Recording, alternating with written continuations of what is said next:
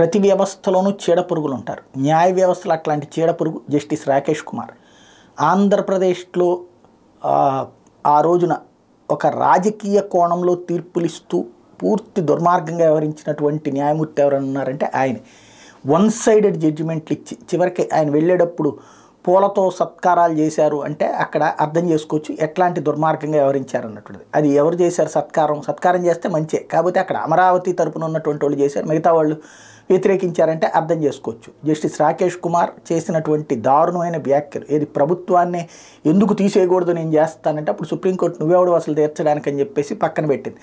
అట్లాగే ఆ రోజున మిషన్ బిల్డ్ తరపున ఏదైతే లోన్లు తీసుకుంటానికి ప్రయత్నిస్తే అప్పుడు రాష్ట్ర ప్రభుత్వం అంతకుముందు ఎవరు చంద్రబాబు సర్కారు అప్పులు తీసుకుంది, వివిధ అంశాలు తాకట్టు పెట్టుకుని జగను అదే అప్పులు తీసుకుంటుంటే ఎట్లా తీస్తావు నువ్వు, దివాళా తీసావా, అది ఇదని తీవ్రమైనటువంటి వ్యాఖ్యలు చేసుకొచ్చారు. అట్లాంటి ఆయన చివరికి అప్పట్లో బదిలీలు జరిగినాయి న్యాయమూర్తులు. ఆ న్యాయమూర్తుల బదిలీల మీద కూడా డైరెక్ట్గా సుప్రీంకోర్టు మీదనే తీవ్ర ఆగ్రహం వ్యక్తం చేశారు. ఎట్లాగో ఇంకొకటి జగన్ మీద గతంలో ఉన్నటువంటి కేసుల్ని టచ్ చేస్తూ నేను వెబ్సైట్లో చూశాను ఇట్లాంటి కూడా ముఖ్యమంత్రి అని చెప్పేసి ఫీల్ అయ్యాను లాంటి వ్యాఖ్యలు చేసుకొచ్చాడు. వీటన్నిటి మీదన సుప్రీంకోర్టులో కేసు వేస్తే సుప్రీంకోర్టు తాజాగా జస్టిస్ బేలాయం త్రివేదిలతో కూడినటువంటి ధర్మాసనం తీవ్రంగా స్పందించింది. ఆయా వ్యాఖ్యలని అందులో నుంచి తొలగించింది. న్యాయమూర్తులు సంయమనంతో ఉండాలన్నటువంటి విషయాన్ని స్పష్టం చేసింది.